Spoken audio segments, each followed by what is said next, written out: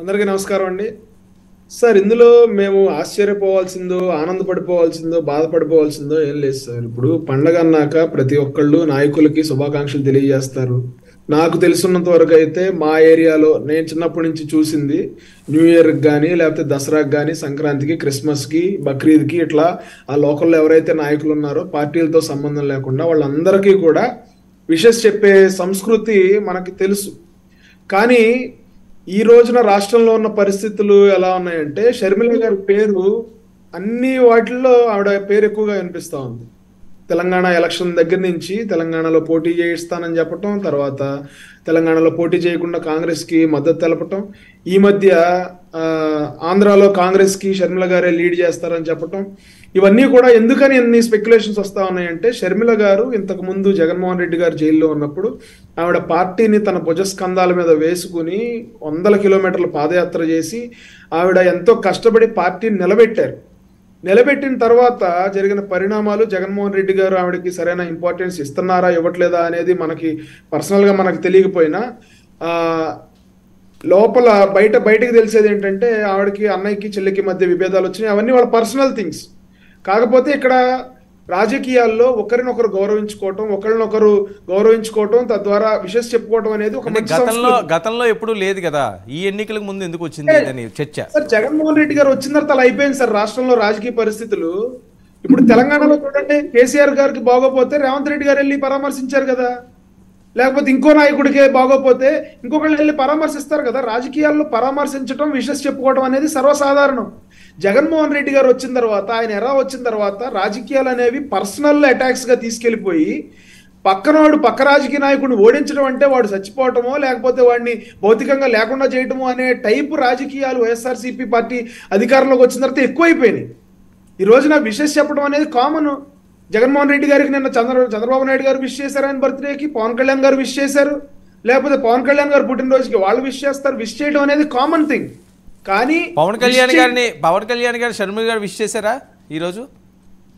Sir ఇప్పుడు జగన్మోహన్ రెడ్డి గారికి కూడా విష్ చేయలేదని ఏం లేదు కదా సార్, మనకు తెలియదు. లోకేష్ గారు ఆయన బయట పెట్టడం వల్ల మనకు తెలిసింది, ట్విట్టర్లో పెట్టడం వల్ల తెలిసింది. కానీ లోకేష్ గారికి చేశారు, జగన్మోహన్ రెడ్డి గారికి విష్ చేయలేదని మనం ఎట్లా చెప్తాం?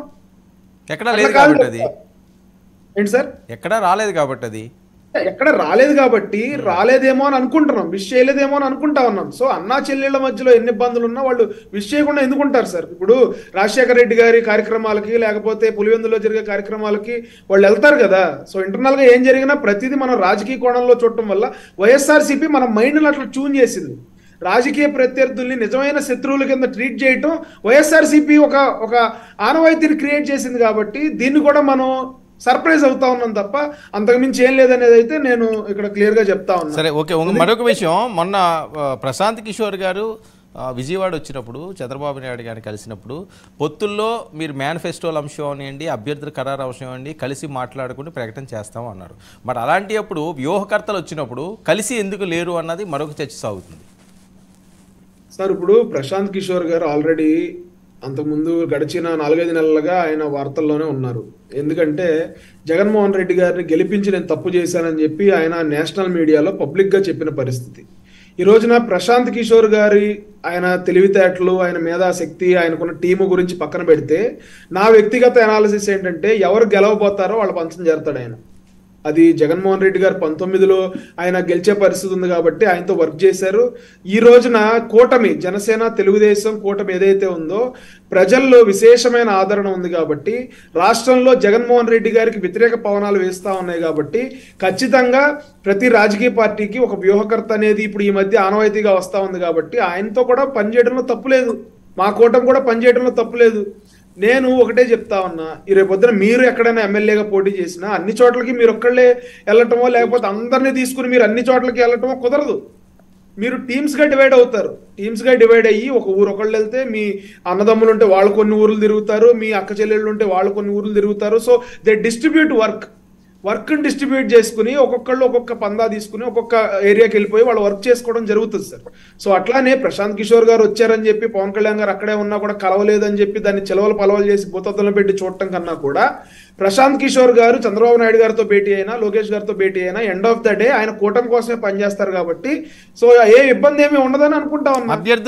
అభ్యర్థుల అంశంలో నియోజకవర్గాలుగా వారీగా కూడా ఎవరు గెలుస్తారు, ఎవరైతే బాగుంటుందని కూడా రెడీ చేస్తున్నారంటే ప్రశాంత్ కిషోర్ గారు మీ సీట్లతో సహా, నిజమా?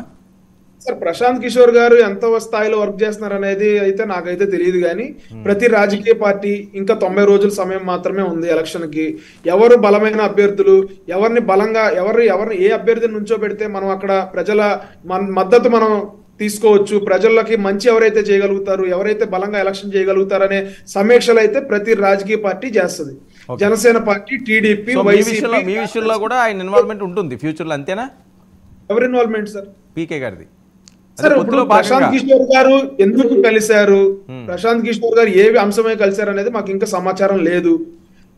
ఆయన రేపొద్దున నిజంగా ఈ కూటమికి ఒక స్ట్రాటజిస్ట్ కింద ఆయన నియమించబడితే ఆయన నిజంగా ఆయన సేవలను ఉపయోగించుకుంటాం, కంపల్సరీగా ఉపయోగించుకుంటాం. ఆయన ఏవైతే సలహాలు సూచనలు ఇస్తారో కూటమికి ఎట్లా ఉపయోగపడతాయో, ప్రజలకి మంచి చేయడానికి, మంచి పాలసీలు తీసుకురావడానికి ఆయన సలహాలు సూచనలు ఉపయోగపడితే 100% తీసుకుంటాం. ప్రతి రాజకీయ పార్టీ ఏవైతే సమీక్షలు చేస్తాయో అందులో భాగంగానే పవన్ కళ్యాణ్ గారు కానివ్వండి, లేకపోతే చంద్రబాబు నాయుడు గారు కానివ్వండి, ఆయా పార్టీలకు సంబంధించి సమీక్షా సమావేశాలు చేసుకుంటారు అనటంలో తప్పేమీ లేదు. Right, okay. మనతో పాటుగా బాలకోటి గారు కూడా జాయిన్ అయ్యారు. బాలకోటి గారు నమస్తే. నమస్తే వర్మ గారు. రైట్, బాలకోటి గారు, ఏంటి ఆంధ్రప్రదేశ్లో జరుగుతున్న ఈ రాజకీయ వేడి వింటర్లో కూడా హాట్గా మారుతున్నాయి? ఎందుకంటే షర్మిల గారు లోకేష్ గారికి మరి ఏ ఉద్దేశంతో ఆవిడ పంపించారో అది కొద్దిగా వీళ్ళందరికీ కూడా గిట్టడం లేదు అని బయటికి చెప్పలేకపోయినా కొద్దిగా ఇబ్బందిగా ఉంటుంది, ఖచ్చితంగా ఉంటుంది. ఎందుకంటే అది అన్నయ్య గారికి చెప్పింది ఎక్కడ రాలేదు. అలాగే లోకేష్ గారికి ప్రత్యేకంగా ఎప్పుడూ లేని విధంగా గిఫ్ట్ కూడా పంపించడం, క్రిస్మస్ గిఫ్ట్ అన్నది ఇచ్చుకోవడం సాంప్రదాయం.